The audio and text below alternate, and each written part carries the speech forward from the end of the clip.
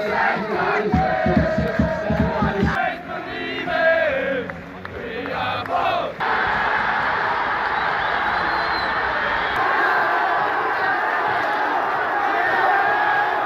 to Irish Footy Vlogs, and today I have a very special guest with me, Philip O'Rourke from Forgotten Clubs. Now, Philip, a lot of people may not know what Forgotten Clubs is. I do, but tell the viewers.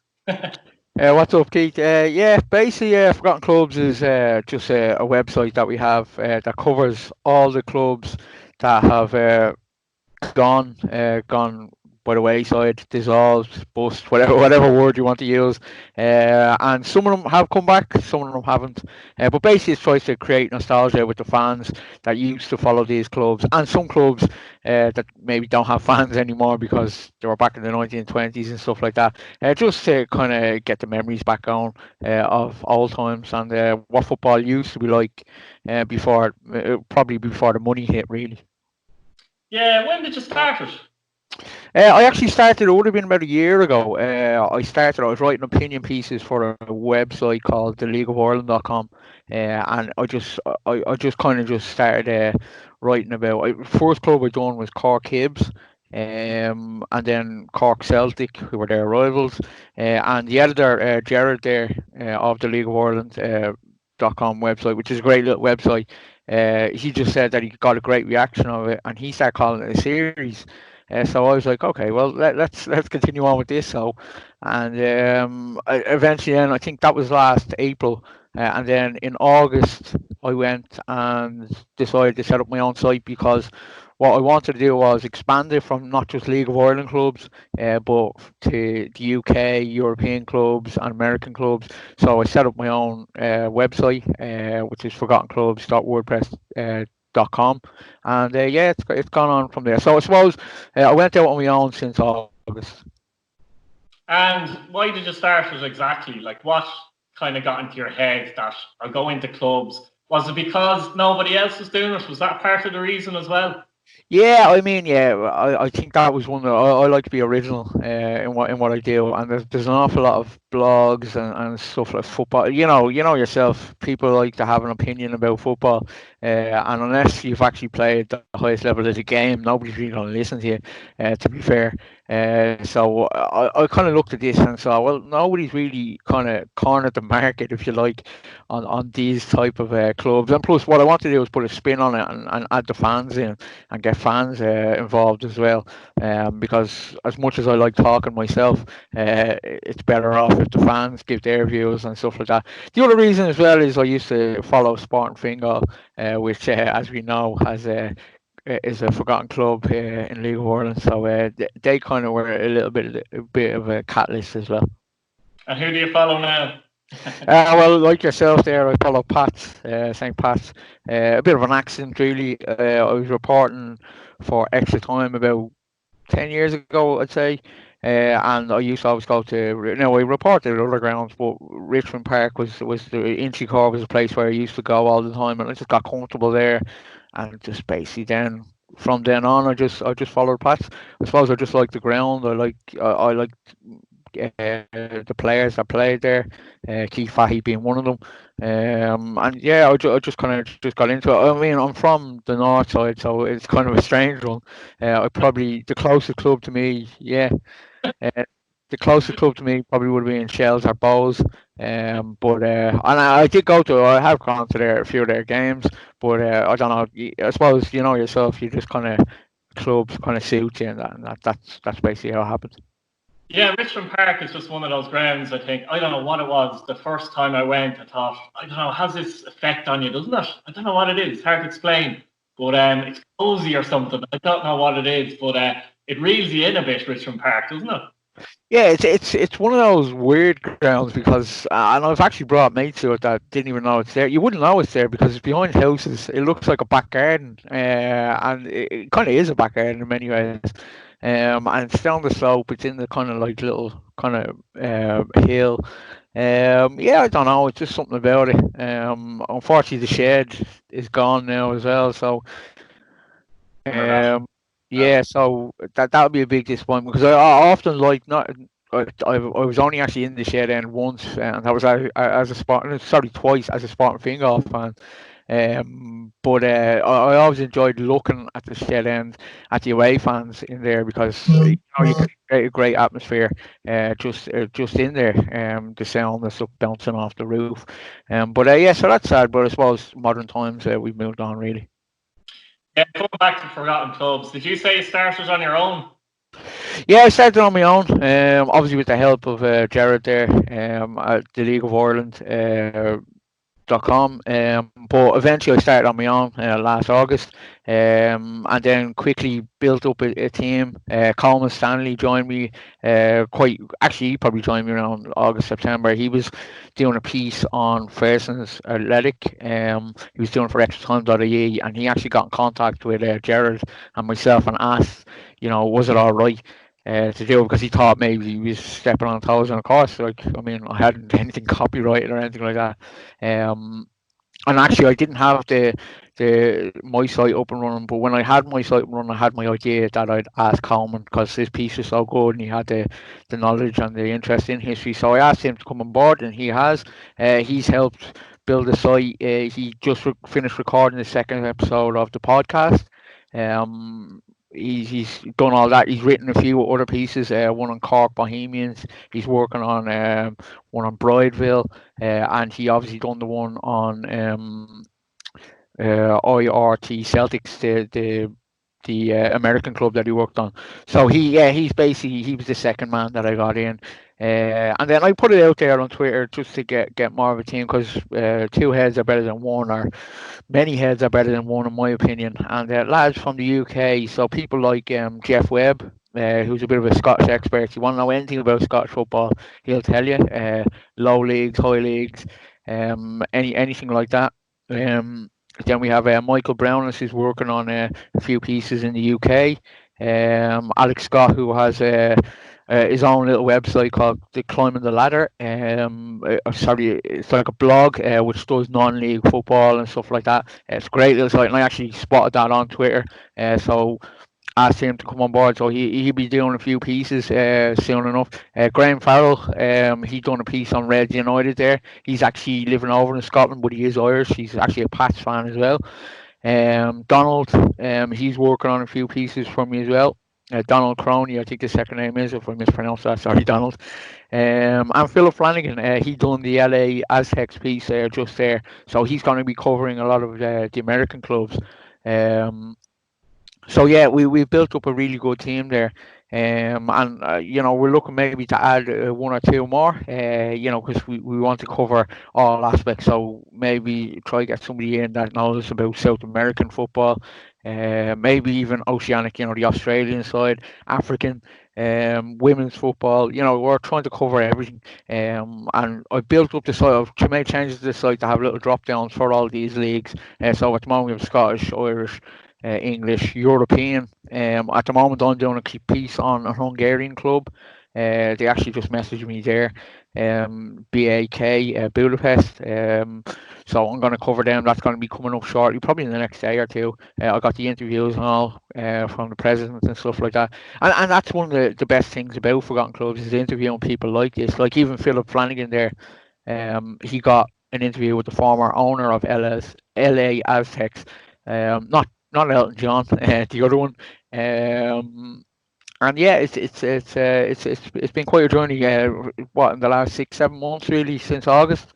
We've come a long way. Thousands of hits and over 40 countries I think we've hit. So it's quite good.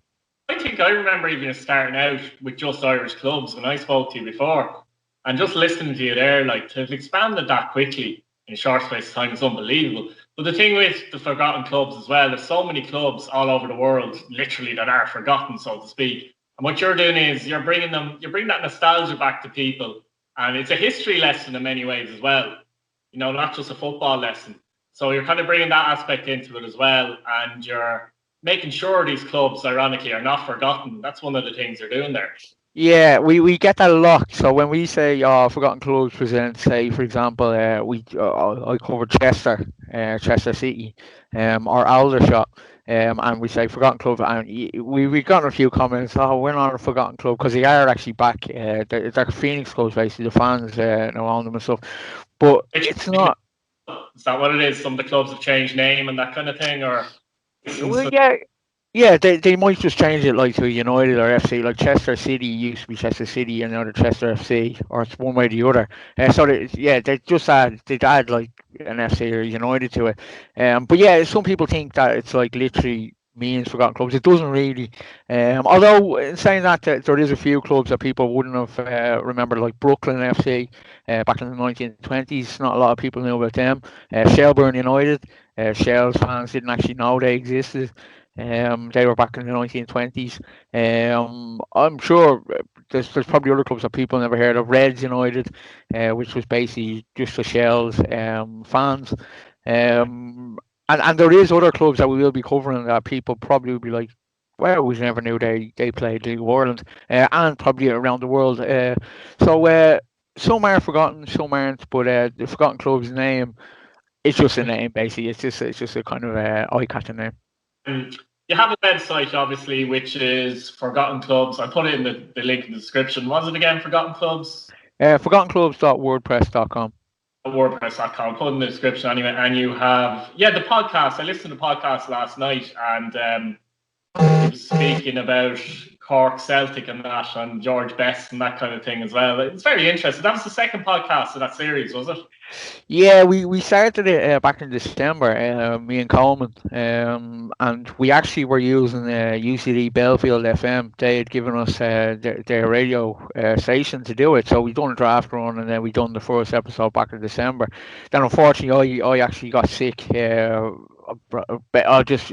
broke my foot, so I couldn't get over to UCD, and we couldn't really record, so that's why it was such a delay. And then we tried to do it via Skype and stuff like that, but we felt the sound quality wasn't as good with the radio, and Coleman's really a perfectionist, so he really wants to be the best, which is perfectly acceptable. That's the type of thing that we want as well. Eventually, I just kind of we actually did record the second episode with me in it, but we made the decision that Coleman would go himself with this one, and because the sound quality and stuff, and I think he's done a top job.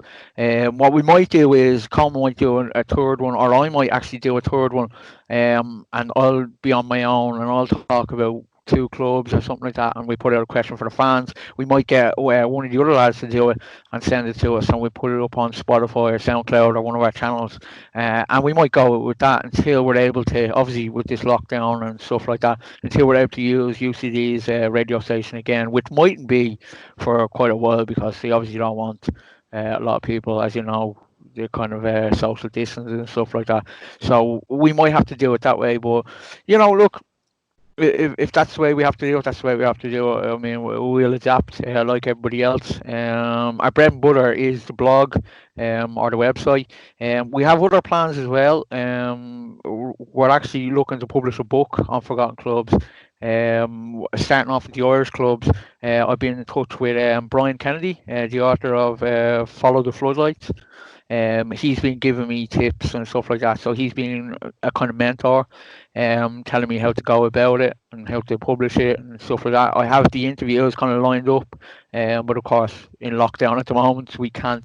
I mean, I do most of my interviews over Twitter, but for the book I kind of want to do it face to face, because I think that'll be a better kind of setting.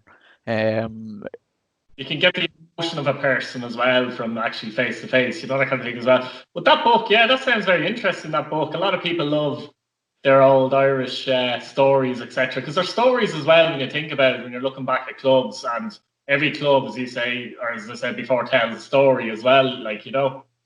Yeah, I mean, like that's one of the most enjoyable things. Like, I mean, you can tell the history of the club, and stuff like that, and what's happened. But when you're talking to the fans, so for example, Tourist Town, when I was talking to Barry Ryan, um, his dad used to play for Tourist Town in League of Ireland in the 1970s, 1975, and they played Stoke in a friendly, pre-season friendly. Gar Crooks and Peter Shilton came over, and now Town got beaten 7-2, but Barry Ryan's dad, his dad's name was Barry Birdie Ryan, actually scored a nuts Peter Shilton in that friendly. So that was really good to hear. It was a really nice story, and we put that in, and stuff like that. That's really good. Like the interviews I've done with Kilkenny City and the lads who used to follow Kilkenny when they were losing loads of games. Like I think they won one game whole season, but they were telling me how they used to have their drums at Buckley Park, and they used to beat it.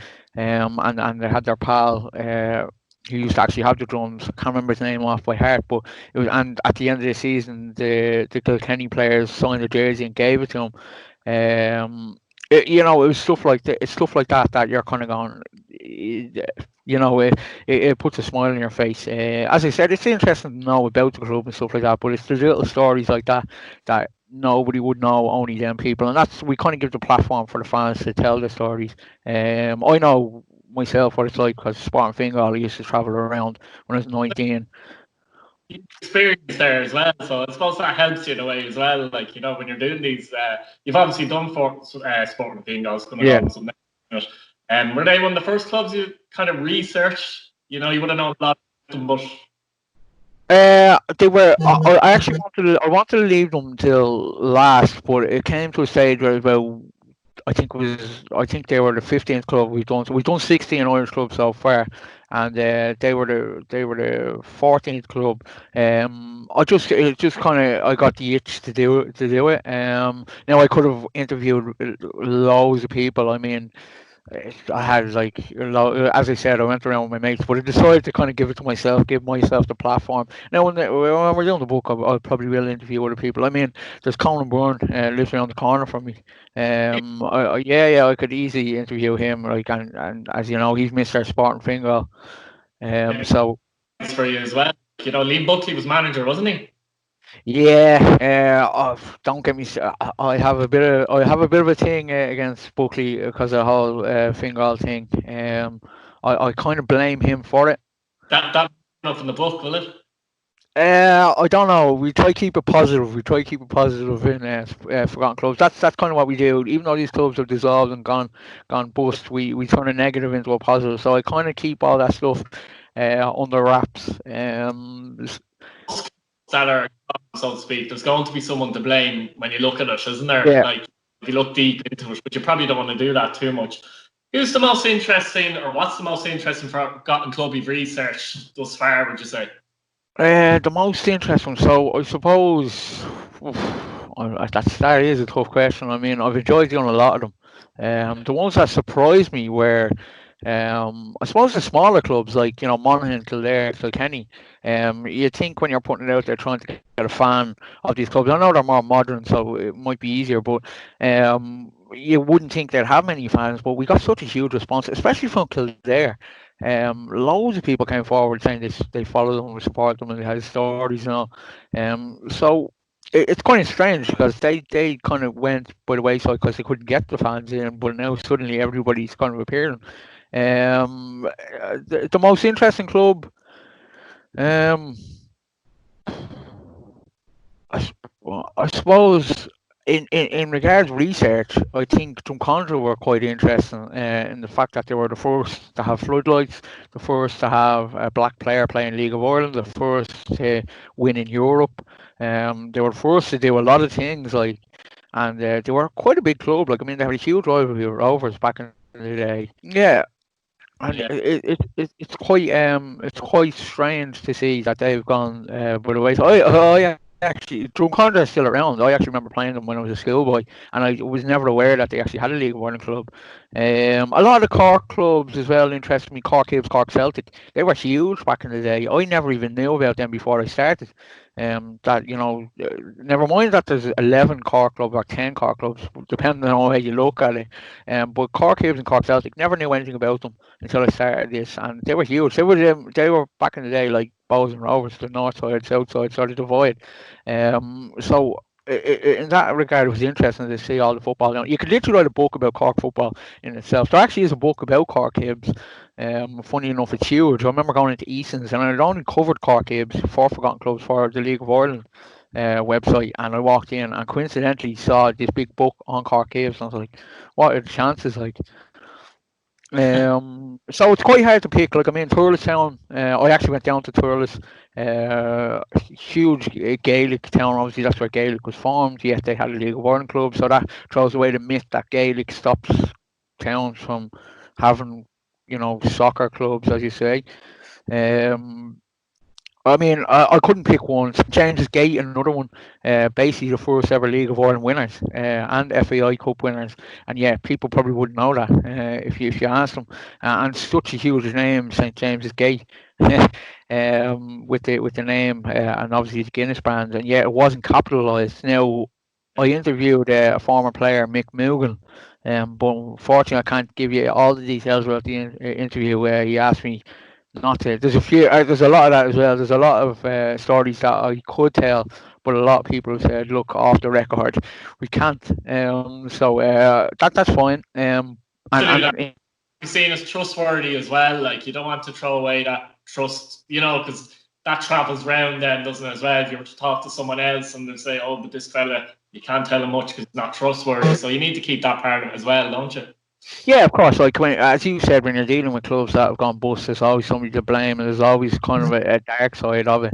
And I've heard the dark sides of it. But as I said, we're looking to do a positive spin on it. So although I have that information and stuff like that, I'd never kind of tell it. And plus, you don't know if it's true or not. I mean, yeah, we're getting it from a fan or a player and stuff like that. But there's always two sides of the story, and unless I had the other side of the story, I'd never really tell it. But yeah, no, I couldn't pinpoint one interesting League of Ireland club that we've covered. I suppose they're all interesting in their own right.